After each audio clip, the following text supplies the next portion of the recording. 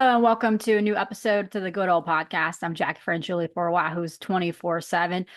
This week's episode, we'll be talking about Virginia head coach Tony Bennett's decision to retire, Ron Sanchez being named the interim head coach, and also Virginia football's game against Clemson, and also Virginia football moving forward to North Carolina. So a jam-packed show.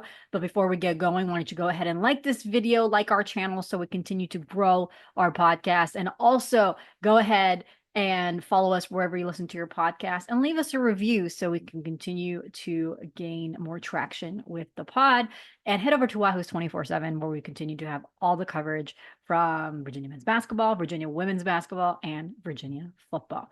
So first off, I got to apologize for no podcast last week. I was in the middle of finishing recording. I had Austin from our Clemson 24/7 site on the show. We were interviewing just as Tony Bennett's news kind of started getting hinting around kind of behind the scenes, and about 15 minutes before he actually dropped publicly. So then afterwards, all my thoughts were on that way. So I felt like I couldn't record a podcast without mentioning the news, and I didn't have time since my flight to Clemson on the next day was at 5 a.m. So I didn't have quite enough time of the day for me to do a podcast last week. So I do apologize. So that's why we're going to cram a lot in this week's episode.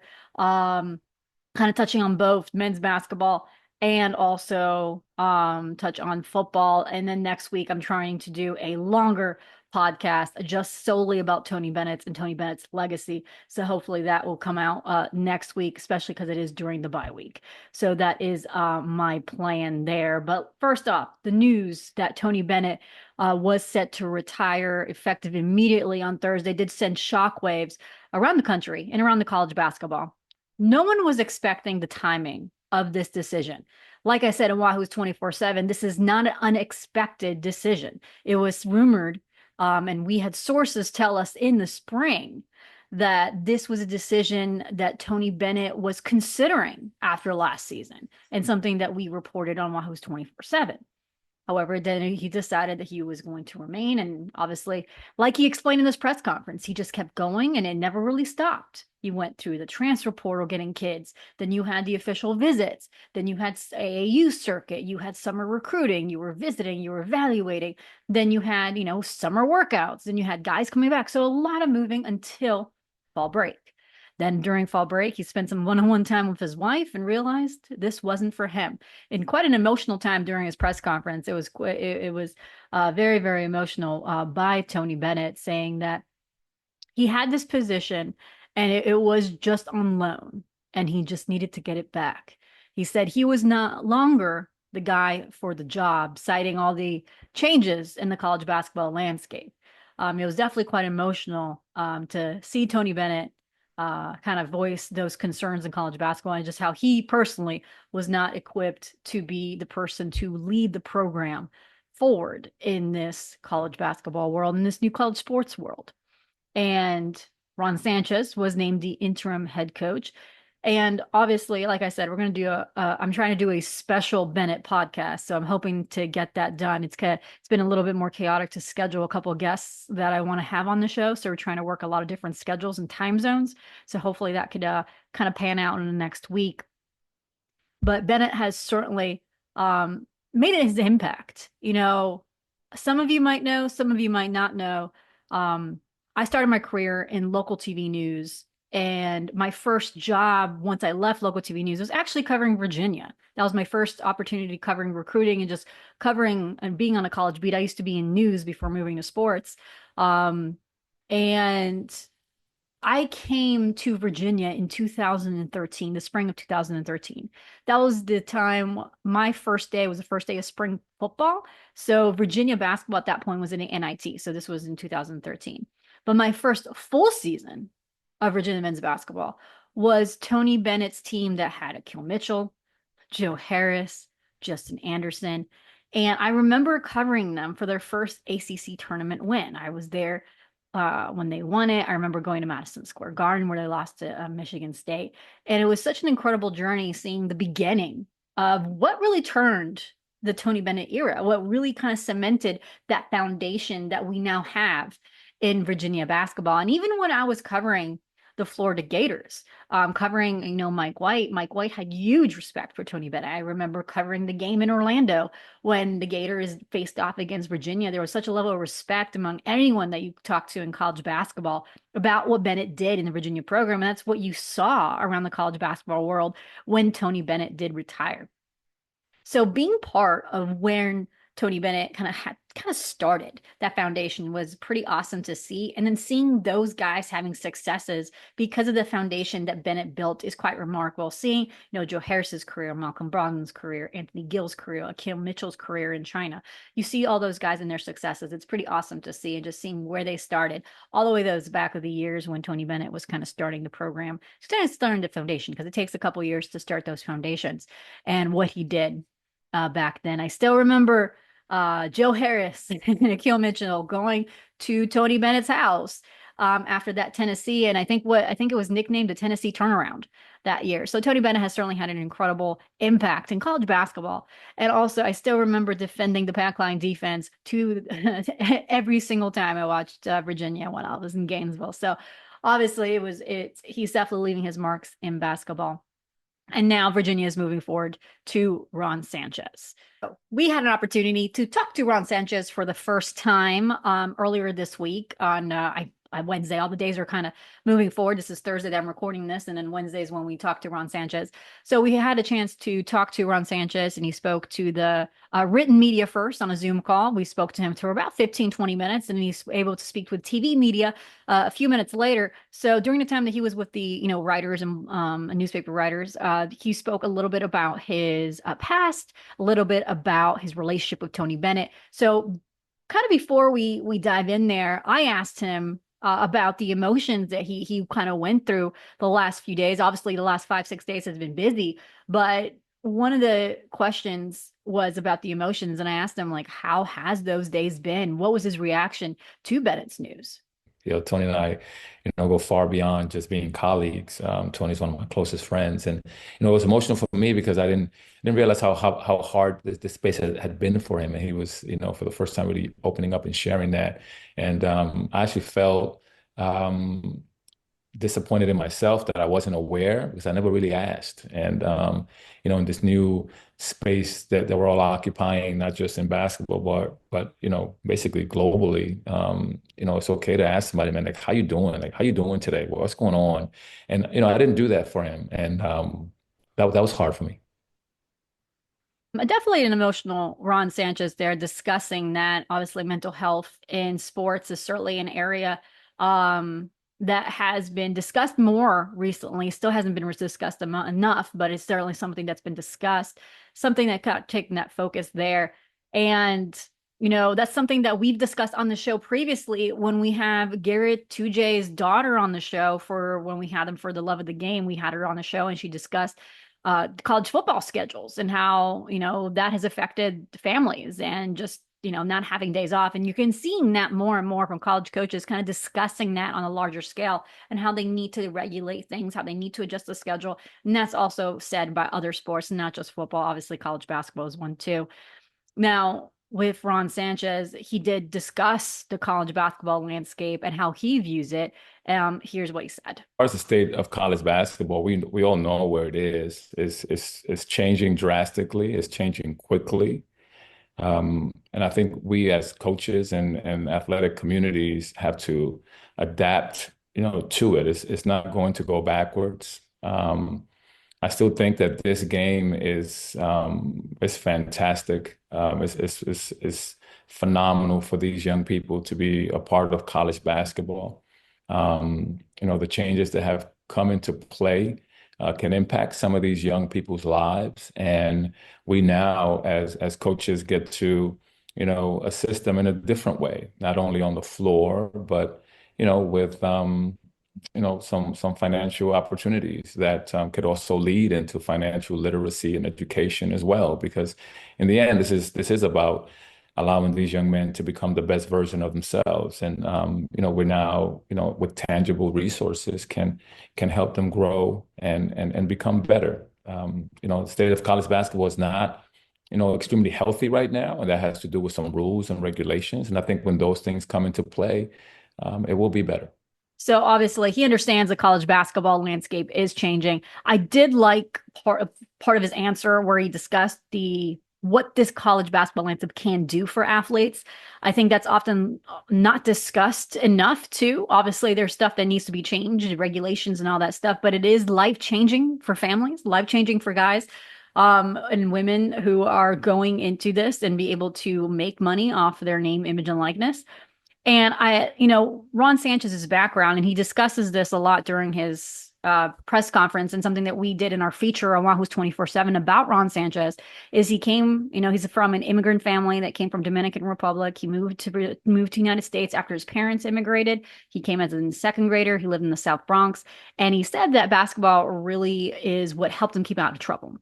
And he said it gives you opportunities. So when you talk about the college basketball landscape changing, you can see how he framed it. He framed it in a way that should be seen as a way to help athletes, how basketball can help athletes. Obviously, there's new regulation. So that is definitely obviously Tony Bennett has been vocal about not being okay with this, just not the non-regulation piece.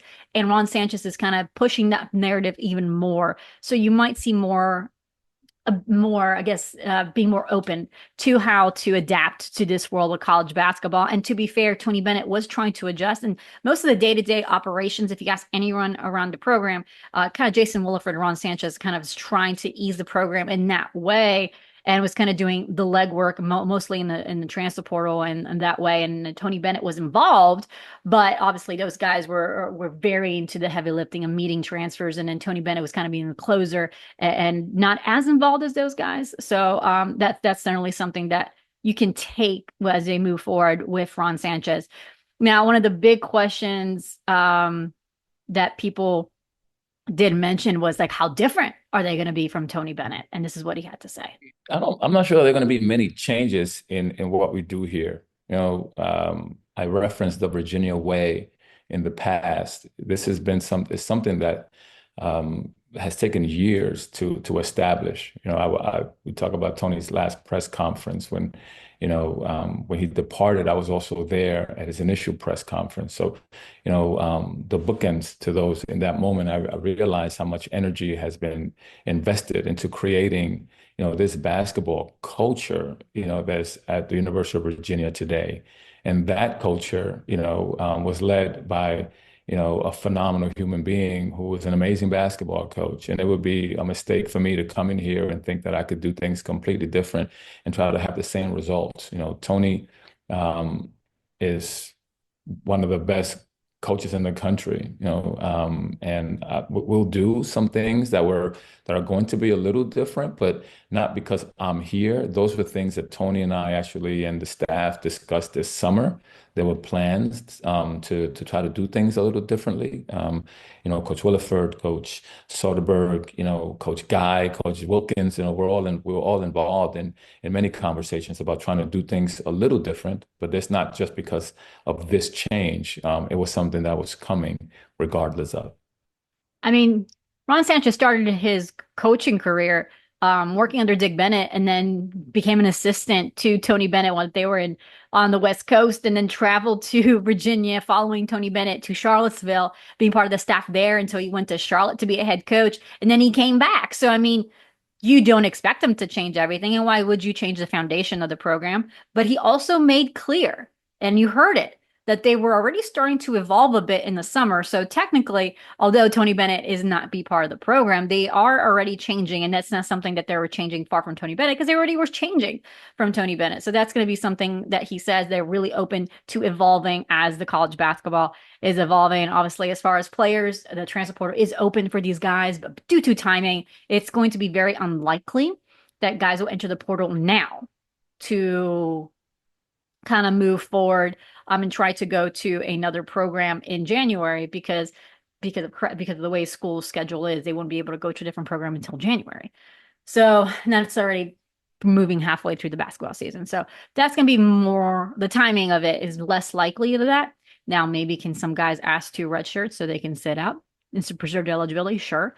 But as of right now, we haven't heard much of that around the program. And even with one of their sole commits in 2025 with Chance Mallory, as we reported within an hour or two of Tony Bennett's retirement. And the next day, when we had a little bit more information, it doesn't seem like he's making any rash decisions. He's going to wait to see how the transition goes. He has a good relationship, not only Jason Williford, but also Ron Sanchez. Ron Sanchez, since he arrived in Virginia, kind of took a little bit more of a lead on that recruitment. So he's comfortable with Sanchez. So again, a lot of that is going to help there.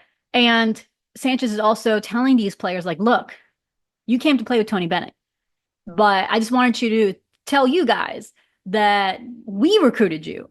And he said, we're the ones that see you play. We're the ones that followed you and watch you continuously. The reason why your names came on Tony Bennett's desk is because we put it there. We want you here. I think the quote that I really liked was, the leadership may have changed, but the program, the culture here will not.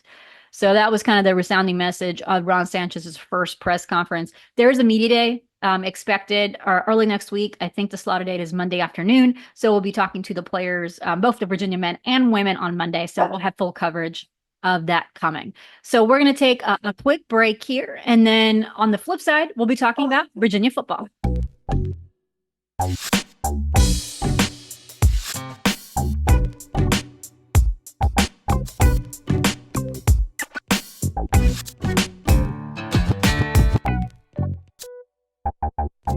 And welcome back to the Good Old Podcast. I'm Jack Frenchuli for Wahoo's 24/7. We talked a lot about Virginia basketball in the first half of the show. Now we're talking about Virginia football. Virginia football fell to Clemson last week. It was not it was, they were the underdog going into that game, and Virginia knew it. One thing for sure that you can say is that Virginia fought its way. They had a very bad third quarter, and they will quickly tell you the same thing. Clemson scored 35 points unanswered to take the win over the Tigers. But you know what? For about 5 minutes, I was there at Death Valley. Death Valley was pretty quiet when Dakota Tweedy scored his first career Virginia touchdown, putting Virginia in the lead for a few minutes there in the second quarter. So what were kind of our takeaways after that game? And one thing, obviously, you got to see the depth that Clemson has compared to Virginia. And that's something that Virginia will say too, is that they're still trying to build competitive depth. And what I liked in the post game was Chris Tyree really explaining what he wants to see from his team, and that is competitive stamina. I think the biggest learning curve for us is just being able to compete for a whole 60 minutes. Football is a sport where you have to take each and every play as their own. The most important play, like I've heard this all the time growing up playing football, and even in this program as well, like the most important play is the play that you're playing right now. So we just have to stay focused on the things that we can control, and like I said, just having competitive stamina for a whole 60 minutes. Definitely a lot of things, and every opportunity is a learning opportunity. The ones that you don't necessarily like are the ones that hurt the worst, but you also know too the ones that hurt the worst, usually there's the most growth. So our guys will grow from this. It's a great opportunity for us to learn kind of what progress we've made, and then the areas where we truly need to make more progress. I knew this was going to be one of those type of games where we get to truly evaluate, where we are as a program. And today we got to see that, and we'll own it. Looking at yourself in the mirror, figuring out what you can do better, and just being accountable. So we got to take a lot of accountability for this one. Obviously it came down to who was the more disciplined team, and they were more disciplined. They were able to execute their game game plan at a higher level. So yeah, the games like this hurt. You saw bits and pieces of the DNA that we're trying to establish and create as a program, but you also saw some areas where we're just not quite there yet, and that's my job as a head coach to figure out what to do in order to get us over that hump. Tony Elliott, after the game, talked about how this was going to be a learning experience for Virginia, playing an environment like Death Valley, but also playing against that type of competition. What we saw is obviously Cam Robinson showed that he is an elite athlete. He had that interception in the game, and he could be a difference maker for Virginia. We continue to see also Virginia quarterback Anthony Calandria show his improvement. I know he had that fumble, but again, he didn't throw any interceptions. He was much smarter with the ball. This shows that trajectory that we've been seeing and that trend with him, that he is much more mature in his decision making, and something that Des Kitchings also said during this week after practice. I thought he played well with some of the read option stuff we had in the game plan for him, making those decisions. I thought he was smart with the football. And he's been cognizant of it, and we try not to have a negative connotation towards like the turnovers, right? It's more so make good choices, right? Make good decisions with the football, not don't turn it over, So I think he's taking on the right mindset in that, and still putting the ball, taking chances with it, but not putting it in jeopardy.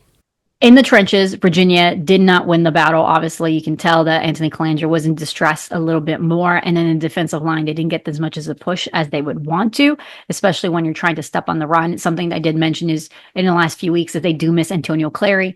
They're hopefully having Clary back, and I'll talk a little bit about the medical injuries coming up. But they certainly missed him in the run games. When you look at Clemson's defensive front, they finished with 3 sacks, 5 tackles for a loss, and 5 quarterback hurries, while Virginia's had 0 sacks. And I think that is where you can see the difference between the two sides and why Virginia's trenches lost.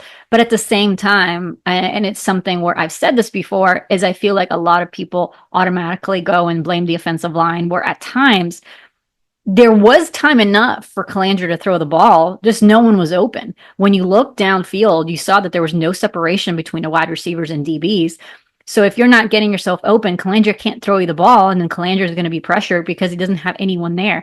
There are also times where the play just takes too long to develop. When they were the most successful is when he was throwing those really short, quick passes, and they were able to get short chunk yards, like Chris Tyree in the slot, like Malachi Fields was in the slot. That was also very successful, or throwing to the tight ends, both Dakota Tweedy and Tyler Neville. So those plays showed more success. So maybe Virginia will probably have more of those. But again, wide receivers not getting open, not getting beating those one-on-one battles is what was the big problem on Saturday. And something that Des Kitchings even said, you need to start winning those one-on-one battles because defenses start playing man against Virginia. This is the other thing that's showing up that we've really making a point, and we know we're going to get challenged this weekend as well.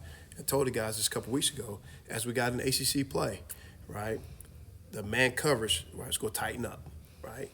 And in the last 2 weeks, we haven't done a great job with the man coverage, right? They've been able to jam us on the line of scrimmage, right, disrupt our timing a little bit, limit some of our explosive plays. So we have to beat man coverage. Now, we can motion, do all that stuff, but there's going to be a time where, you know what, you got to line up and you got to beat the guy across from you, and we got to connect, right? We don't like to use this term, but there was a lot of foul balls out there on Saturday, right? When we're talking about man coverage, we're talking about being 2-on-1, right? The quarterback, the receiver versus the DB. And the receiver has to win. The quarterback's got to put the ball in the right spot. We got to protect, right? And understanding that. So it all gels together. And, we have this next opportunity in front of us because Carolina's they're going to play man, right? They're front, just like every other front in this league, right? It's talented front. And we got to block them, and we got to win man coverage. The thing that was noticeable against Clemson was how much the injuries really hurt Virginia. Now, I already mentioned Antonio Clary was a huge loss for Virginia, but you could also see that the guys like Dre Walker also was a big injury. He came in, he's obviously a corner, but they had to move Kendron Smith to spur and then move Corey Thomas out at safety. So there was a lot of shuffling, and Clemson realized that there was a lot of shuffling. They started tackling and going one-on-one with Jam Jackson and corner is still an area where they have shown some weakness, and player and teams have started targeting them. Kempton Shine has done pretty consistently, but because he plays consistently, no one is throwing the ball at them. If you look at Pro Football Focus, Kempton Shine is receiving almost no targets. Jam Jackson is getting overwhelmingly the targets currently whenever you see the breakdown of where opponents are throwing the ball to. So what does this mean for Virginia this week? Well, they face North Carolina, who's coming in on their own losing streak. They have yet to win an ACC game and lost to Virginia last year when UVA came out of a bye week and beat them in Chapel Hill. Mac Brown does not have a pretty good record against Virginia. He has struggled coaching against UVA across both Tony Elliott and Bronco Mendenhall.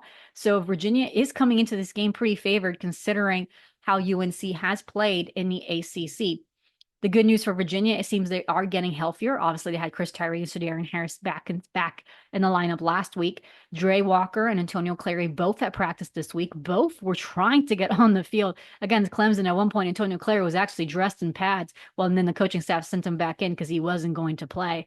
But yeah, they're both hopeful to play. Then Cam Courtney is also practicing. The they might think that he could play, but that has not been certain.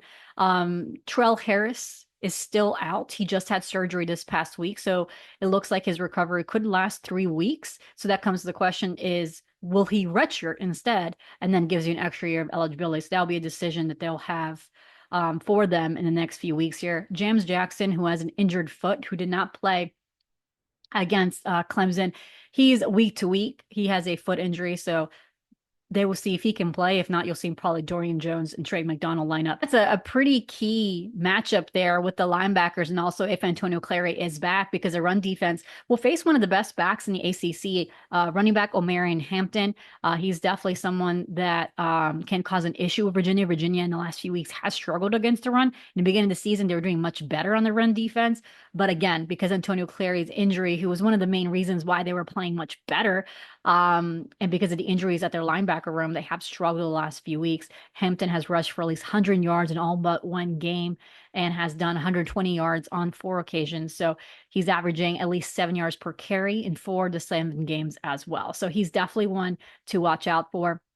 And then one of the things to watch out as well is Anthony Calandria going against that North Carolina pass rush, and also that North Carolina secondary. UNC's defense coverage grade in Pro Football Focus was 67.7, which ranks among 10 worst for power conference teams. So this is definitely a game where Virginia can take advantage of those one-on-one battles I spoke to earlier. So that is certainly a battle to watch come this week.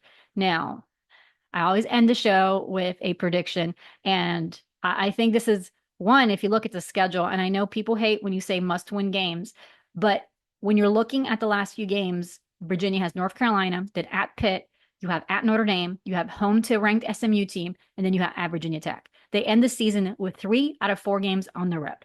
Maybe if they had more home games towards the end of the season, maybe this wouldn't be as important. But as this is probably going to be the last game Virginia goes into as favored, this is one of those games that you would want to secure the win if you're Virginia. So that's why it could be described as a must-win game. This is also a game that has a great matchup for Virginia. UNC is coming into this game frustrated at their level of play.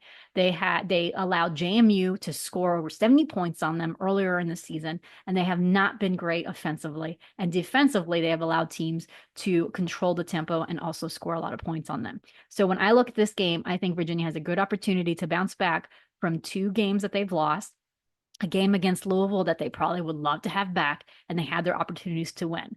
So I think this is the game where I can see Virginia win by 10. So I'm picking UVA to win on Saturday. So, of course, that's it for this episode of the Good Old Podcast. You can also follow our full coverage on Wahoo's 24/7. There will be recruiting visitors on grounds. We have already confirmed 1 official visitor extra for that game against SMU in a few weeks. Virginia is going to have some key official visitors actually that week. We also discussed a UVA commit that could be in danger of flipping to an SEC school. That's all on Wahoo's 24/7. And obviously, we also will follow the basketball coverage. Well, we have Media Day on Monday, and we are still working on getting what the reaction is around college basketball. Obviously, with Chance Mallory's decision, if he's going to stay committed, that will be something that we continue to follow on Wahoo's 24/7. But for right now, I hope you guys have a good rest of your week, and we'll see you right back here next week.